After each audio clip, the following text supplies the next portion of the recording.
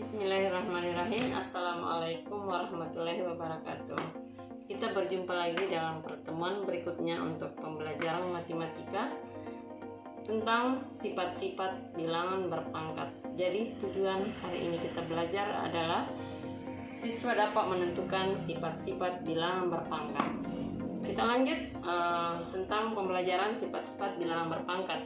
Jadi ibu akan jelaskan yang mana itu sifat-sifat bilangan berpangkat.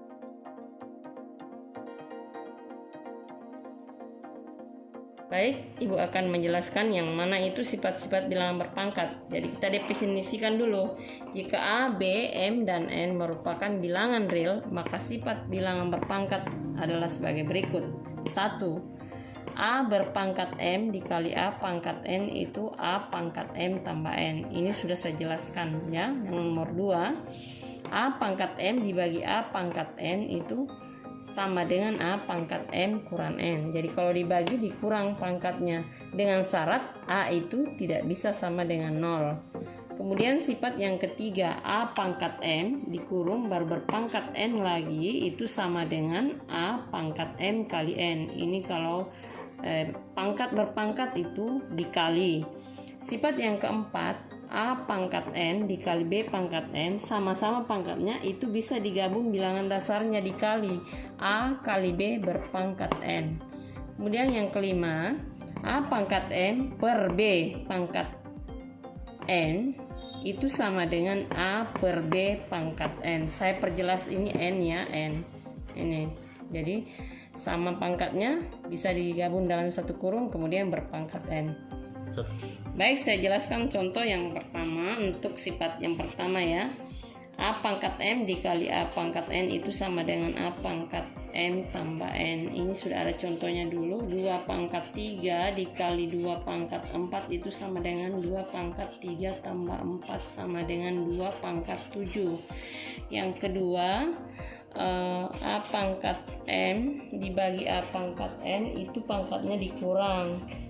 Itu contohnya misalnya 5 pangkat 6 dibagi 5 pangkat 4 itu sama dengan 5 pangkat 6 dikurang 4 hasilnya 5 pangkat 2. Kemudian sifat yang ketiga, 3 pangkat 2 misalnya pangkat 3 ini hasilnya 3 pangkat 2 dikali 3 hasilnya 3 pangkat 6. Sifat yang keempat misalnya 2 pangkat 3 dikali 3 pangkat 3 ini bisa menjadi 2 kali 3 berpangkat 3 berarti sama dengan 6 pangkat 3. Kemudian yang kelima misalnya 9 pangkat 2 dibagi 3 pangkat 2 ini bisa 9 per 3 pangkat 2 berarti sama dengan 3 pangkat 2. Saya lanjut, sudah 5 sifat ibu jelaskan, sekarang masuk sifat yang keenam, yaitu semua bilangan yang berpangkat 1 itu hasilnya bilangan itu sendiri. Baik, ibu lanjut untuk sifat yang keenam. Sudah 5 ibu jelaskan sifat bilangan berpangkat. Yang keenam itu semua bilangan yang berpangkat 1 hasilnya bilangan itu sendiri.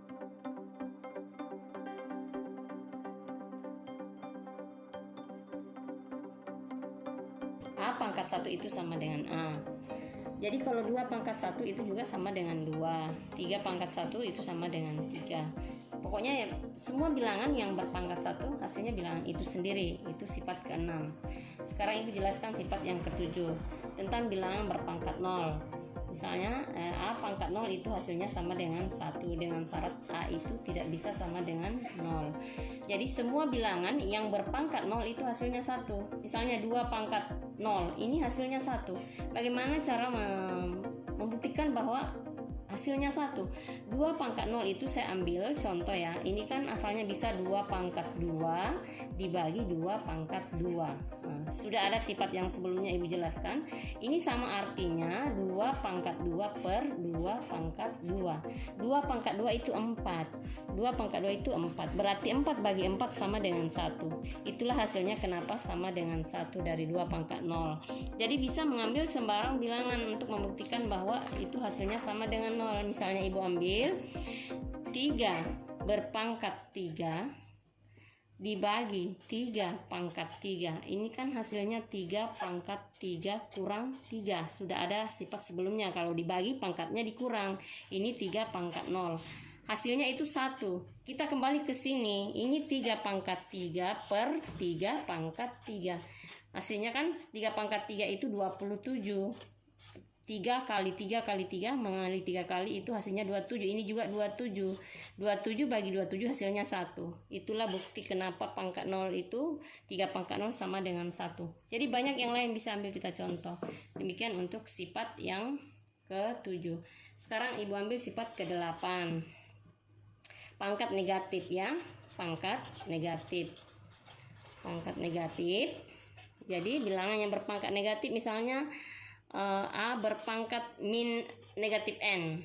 Ini hasilnya itu 1 per A pangkat N. Jadi kalau contohnya 2 pangkat negatif 3 itu sebenarnya 1/2 pangkat 3. Misalnya 5 pangkat negatif 2. Ini hasilnya 1/5 pangkat 2. Jadi kalau dia pembilang turun jadi penyebut. Misalnya bagaimana kalau A pangkat 5 per B pangkat minus 2. Ini khusus ya, saya kasih contoh. Itu hasilnya A pangkat 5. Ini naik menjadi pembilang B pangkat 2. Itu dirubah ke pangkat positif. Misalnya saya berikan yang lain contoh ya. Misalnya ini 1/3 pangkat min 2. Ini menjadi 3 pangkat 2. Nah, misalnya ada contoh, ubah ke pangkat positif. Ubah ke pangkat positif. Pangkat positif misalnya ini 3A pangkat 2 B pangkat minus 3 per C pangkat min 5. Nah, ini caranya merubah. Hanya menukar dari pembilang ke penyebut, memindahkan. Jadi kalau dia sudah positif, tak usah dipindahkan lagi kalau berada di pembilang. Jadi ini yang ada positifnya di pembilangnya itu 3A pangkat 2 per.